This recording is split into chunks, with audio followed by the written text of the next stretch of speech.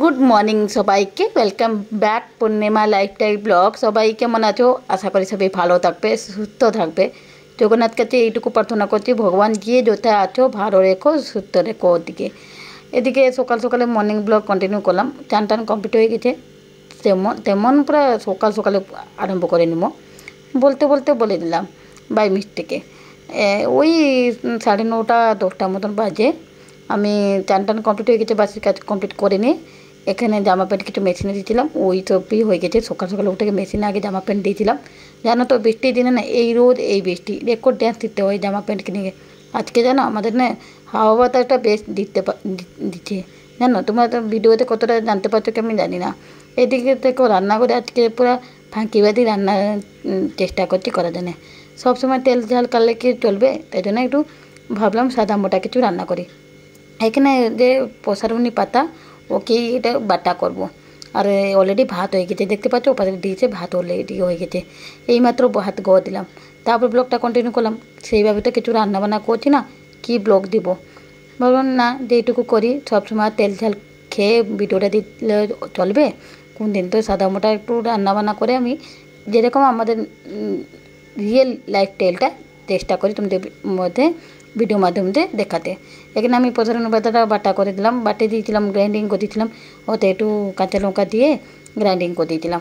পাতাটা বাটা হয়ে গেছে। আমি এখানে সরষার তেল কালা জিরা দিয়ে সোমবার দিয়ে, আর ওতে না একটু গোলমরিচ দিয়েছিলাম গুঁড়া, মানে গোটা গোলমরিচ বেটে দিয়েছিলাম। কাঁচা লঙ্কা, গোটা গোলমরিচ আর কালা জিরা একটু ভেজে হালকা তে বেটে নিয়েছিলাম পাতা সহ। চলো আমার এখানে কী সব রান্না করলাম। আজকে তো ফাঁকি পেতে রান্না কোনো তরকারি চার করে নিই। এই না আমি আলু সিদ্ধ করেছি, কেননা এই যে পাতা বাটা মেয়ের গলায় গলবে না, মেয়ে খাবে না। ওই জন্য আলু সিদ্ধ একটু করলাম। এখানে দেখো এখানে বেগুন পুড়ে রেখেছি, আজকে শনিবার বলে শনিবার দিনে পোড়া খেলে ভালো। তাই জন্য আমি টমেটো বেগুন এখানে পুড়ে রেখেছি। এখানে দেখো উচ্ছা সিদ্ধ করে রেখেছি বড় মশার জন্য। ও উচ্ছা সিদ্ধ খেতে ভালোবাসে, আমি খেতে ভালোবাসি। আর করে দিই 2টা মন ছিল তো আমি ভাবলাম বড় জন্য করে দিই, মিশিয়ে খেয়ে নিব। এদিকে দেখো মেয়ে স্নান টান করে চলালো। বললাম মা আমাকে না খিদা পেয়ে গেছে। তাহলে তুই কাম কর, মাথাটা ভালো কিনা পরিষ্কার করতে, মাথাটা আজকে শ্যাম্পু করেছি আর ঠান্ডা ধরবে, তাই জন্য বলেছিলাম মাথাটা ভালো কিনা বুঝে দে। ও এখানে টান টান করে আছে, একটু পেন্টিং পত্র চলছে। আর এখানে একটু লিপ বাম লাগিয়েছিল, ও কিছু লাগায় না বিশেষ, টিপ পরে এটা টিপ পরে আর একটু পাউডার লাগায়। আর এখানে দেখো মাথাটা ভালোভাবে একটু হেয়ার সিরাপ লাগিয়ে নিল। আর লাগে না, কেননা ওর কুঁকড়ানো চুল তো, আমার মতন কুচকুচ চুল, একটু না সিরাপটা না লাগালে না কীরকমের দেখায়, চুলটা হেয়ারটা শুকে গেলা পরে চুলটা বাজিয়ে দেখায়, অনেক ফুরফুর টাইপের লাগে। তাই জন্য হেয়ার সিরাপটা একটু লাগিয়ে দিলে না ভালো নর্মাল একটু শাইন আসে চুলের মধ্যে। ঠিক বললাম না? আর দেখো ওয়াল পেন্টিং কমপ্লিট। চলো গাইস খেয়ে নিই ফটাফট। আমার এখানে রান্নাবান্না শেষ হয়ে গেছে। রান্নাবান্না তো সেইভাবে কিছু করেনি, এখানে পেঁয়াজটা কেটে নিচ্ছি। চলো পেঁয়াজটা একটু কেটে নিই। কিছু পোড়াপড়িতে না পেঁয়াজ রসুন একটু মেখে দিলে না, কাঁচা পেঁয়াজ রসুন ভালো লাগে। এরকমই রসুন কাবাব খুব ভালো শরীরের পক্ষে, ঠান্ডাটা দোষটা কাটে। এখানে দেখো আমি ভর্তাটা করে দিয়ে বেগুন টমাটো ওটা মেখে নিলাম পেঁয়াজ দিয়ে।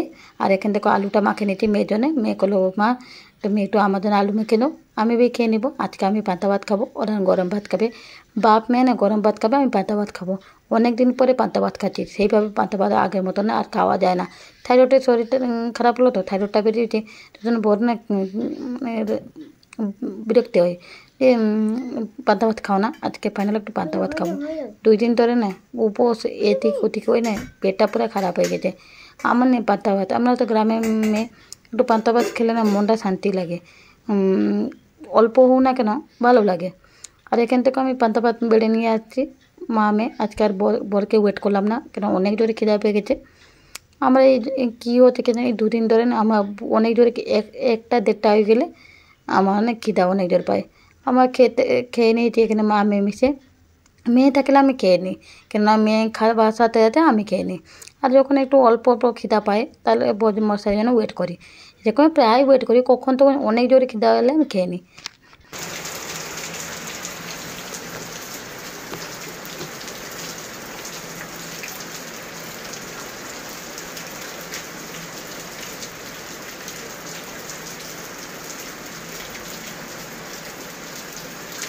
बारिश कर रही है।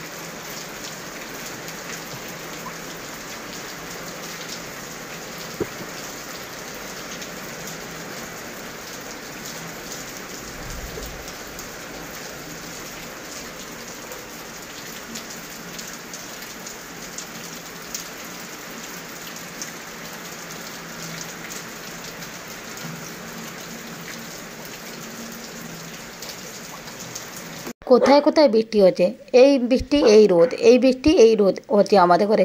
যাও সকাল সকালে জামা প্যান্টগুলো শুকিয়ে দিয়েছিলাম বলে শুকিয়ে গেছে। ওই 2টো মতন বাজছে, আমার খাওয়া দাওয়া কমপ্লিট করে নিয়েছি। বৃষ্টিতে কি পুরো ধুমুল বৃষ্টি আরম্ভ হয়ে গেছে। আমাদের না 1 সপ্তাহ হলো এই হচ্ছে, এই বৃষ্টি এই রোদ। 2টো পর্যন্ত যা ঠিকঠাক, তারপর 2টো পরে বৃষ্টি যে যে কন্টিনিউ লাগে রয়েছে। রাতে দেখো ফের ভোর ভোর বৃষ্টিটা কমে যাচ্ছে। এইভাবে কন্টিনিউ হচ্ছে 1 সপ্তাহ হলো। আর জামা প্যান্টগুলো বেশ রোদ হয়ে গেছিলো, শুকিয়ে গিয়েছিলো জামা প্যান্টগুলো। চলে গেছে, কিন্তু জামা প্যান্টগুলো ভাঙ করে জায়গার মতো রেখেছি। খাটের মধ্যে না পড়ে থাকলে এলোমেলোময় ভালো লাগে না। সব কাজ থেকে বাজে কাজ আমাকে লাগে জামা প্যান্ট ভাঙ করে জায়গার মতো রাখতে। পড়তে তো ভালো লাগে, কিন্তু এই সফা করতে भी ভালো লাগে, কিন্তু এই যে ভাঙ করে পাট পাট করে আলাদা আলাদা করে রাখতে খুব কষ্ট হয়। বড় মশাই এখানে দেখো 4টা বাজে গেছে, ও চললো বলো বৃষ্টিটা একটু থেমেছে, আমি চলে যাই দোকান। ঠিক আছে, আমাদের এই বৃষ্টি থেমেছে জানো, এই কমেছে মাত্র। আবার বৃষ্টি হয়েছিল জানো, সবটা তো আর শেয়ার করা সম্ভব নয় সববেলা। আর দেখো এখানে বড় মশাই টাটা বাই বাই বলে দিয়ে ও আর দোকানে চলে গেল। আমি এদিকে চলো টুকিটাকি ঘর কিছু বিকালে কাজটা কমপ্লিট করিনি। আর দেখতে পাচ্ছ এই বৃষ্টি মাত্র এইমাত্র হয়ে গেছে, জল পুরো দুয়ার মধ্যে পুরো আছে, দেখতে পাচ্ছ ভর্তি হয়ে। গুড ইভিনিং গাইস, সন্ধ্যাবেলা এখন চলে আসছি। ভিজেছিলাম তড়কা, আর বাজার থেকে কিনেছিলাম, অনেক দিন ধরে করেছিলাম 2বার মতন, অল্পখানি রয়ে গেছিলাম। তাহলে ঠিক আছে, আজকে তড়কা করে দিই। ওই যে বৃষ্টির মধ্যে মন হলো বৃষ্টি আজকে হচ্ছে, একটু ভালো মন্দ কি খাওয়া যাক, তাই জন্য ভাবতে ভাবতে তড়কা ভিজিয়ে দিয়েছিলাম। তড়কা আজকে না লচ্ছা পরোটা করব, নতুন করব, ফার্স্ট টাইম আমি করব লচ্ছা পরোটা। কীরকম হবে ভগবান জানে, আমি জানি না। ইউটিউবে সার্চ মারে চেষ্টা করেছিলাম একবার। আজকে ফার্স্ট টাইম তোমাদেরকে দেখাবো যে ফার্স্ট টাইম আমি করেছি, কিন্তু আমি আগে না অফ ক্যামেরাতে করেছিলাম একবার যে লচ্ছা পরোটা, কিন্তু খুব দারুণ হয়েছিল খেতে। চলো গাইস, আমি এখানে তরকাটা একটু নুন লবণ দিয়ে বসিয়ে দিলাম। আমি যখন রান্না করি চুলাটা কেন নরম করতে চেষ্টা করি। আমি ভগবান বলি অগ্নিদেব কিছু ভালো মন্দ না ঘটো আমার হাতে থেকে। আমি এখান থেকে দুধ জাল দিয়ে দিয়েছি, দুধ ঠান্ডা করে দিয়েছি। এখান থেকে বৃষ্টি ফের আরম্ভ হয়ে গেছে। তুমি থেকে বলছিলাম না বৃষ্টি কন্টিনিউ লেগে ওই বিকাল থেকে, কেন কে জানি বৃষ্টির দিনে এত বাজে করে হবে তো ভালো কিনা, এই 10 মিনিট ভালো কিনা বৃষ্টি হয়ে যাবে, ফের আধা ঘন্টা পুরো রোদ দেখাবে, তারপর ফের 10 মিনিট ডালবে, এই রকমও হচ্ছে। যা হোক বৃষ্টির দিনে তো বৃষ্টি হবে, আর কি করা যাবে। ও তো মৌসুম নিয়ে সব কিছু পরিবর্তন হয়, ও ভগবানের প্রকৃতি চেঞ্জ করার নাই। এখান থেকে আমি আটা ভালোভাবে আটা নয়, আটা অল্প ময়দা মেখে রেখে দিয়েছি। একে আধা ঘন্টা মতন রেস্ট দেবো। যত আটা মাখে রাখবে না, ভালোভাবে মাখে রাখবে, দেখবে রুটি পরোটা হোক লুচি হোক যা भी বানাও খুব ভালো হয়, আর খেতে টেস্টি হয়, নরম হয়, সফট হয়। ঠিক বললাম না? আর এখান থেকে আমার প্রেসারের সিটি অলরেডি বেজে গেল, নিয়ে 2টা মতন সিটি দিয়ে দেবো, তারপরে বন্ধ করে দেবো। চলো গাইস, আর সবটা দেখাওয়া সম্ভব নয়, আমি তরকারিটা পটাপট করে নিই, সিটিটা একটু থেমে যাও। চলো গাইস, আমার এখানে তরকারি দেখো কমপ্লিট হয়ে গেছে, দেখতে পাচ্ছ তরকারি কমপ্লিট। আর এখানে অন্ধকার অন্ধকার হচ্ছিলো, কেননা ঝটকাটা বন্ধ ছিল রাত্রেবেলা তো জানো, আর ফ্ল্যাশ লাইটটা না দিতে পারছিলাম না, তাই জন্য আবার দিলাম। যাও এখানে দেখো আমি অলরেডি লচ্ছা পরোটা করতে চেষ্টা করেছি। চলো গাইস, তোমাদেরকে ওইটা ভালোভাবে প্রথমটা দেখাতে, তারপরে আমি সেকেন্ডটা দেখাচ্ছি। আটাগুলো একটু বড় আকারে নিবে, তারপরে ভালোভাবে বেলে নিবে বড় করে। এখান থেকে আমি তেল মেরে নিয়েছি, তেল মেলার পরে আমি আটা গুঁড়া দিয়ে নিচ্ছি। আটা গুঁড়া তোমার ময়দা গুঁড়া নাহলে কর্নফ্লাওয়ার গুঁড়া দিয়ে যা হাতে কাছে পাবে তোমার দিতে চেষ্টা করবে। এখান থেকে আমার পিস পিস কেটে এমনি রাউন্ড করে নিলাম, তারপরে রাউন্ড স্টেপ দিয়ে তারপরে আমি এখানে বেলে নিচ্ছি একটু আটা দিয়ে হালকা মতন, হালকা হালকা হালতে এটা বেলতে লাগবে, কেননা সেকেন্ডটা পুরো হালকা হাতে করতে লাগবে। দেখো এখানে আমি 2টা পরোটা লচ্ছা পরোটা অলরেডি বেলে নিয়েছি। চলো বড় মশাই এখানে সেঁকছে, আমি বললাম তাহলে আমি বেলে নিয়েছি, তুমি সেঁকে নাও। ও এরকম আমাকে হাতে হাতে হেল্প করে, কেননা একসাথে বেলে শেখা সম্ভব নয়, একটু টাইম লাগে। লচ্ছা পরোটা যখন করবে না বেলতে একটু টাইম লাগে, সেঁকতে তো অনেক ইজি, কেননা মিডিয়াম আর লো ফ্লেমে করতে হয়। সেঁকে নিবে দিয়ে পারবে ও, কিন্তু বেলতে না ওইটা মেন।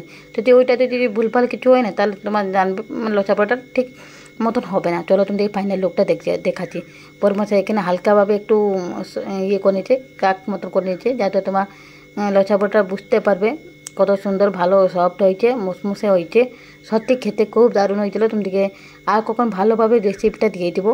শর্ট ক্যামেরাতে আমি এটা শর্ট ভিডিও দিয়েছিলাম, লচ্ছা পরোটা করেছিলাম, কিন্তু লং ভিডিও না তোমাদেরকে দিতে পারিনি। এখানে ওই 11টা মতন বাজে বাপ মেয়েকে খেতে দিয়েছিলাম। চলো গাইজ আজকের মতন ব্লগটা এইখানে এনতে করছি। আশা করি খুব খুব ভালো লাগে থাকবে। ভালো লাগলে নিশ্চয়ই লাইক করবে, কমেন্ট করবে, সাবস্ক্রাইব করে নেবে। নতুন করে ইউটিউবে গিয়ে দেখতে প্লিজ আমাকে সাপোর্ট করো। আমি অনেক অনেক ইউটিউবে আগে যাই। সবাই থেকে good night, advance love you all friend. তোমার খুব ভালো থেকো। জগন্নাথ কাছে এইটুকু প্রার্থনা করছি, যে কোথায় আছো ভালো থেকো, খুব ভালো থেকো। এখানে দেখো বর্মশাই রিভিউ দিচ্ছে আর তরকা আর লচ্ছা পরোটা খেতে আরম্ভ করে দিয়েছে। সবাই চলো আমি খেয়ে নিব। Tata, bye bye.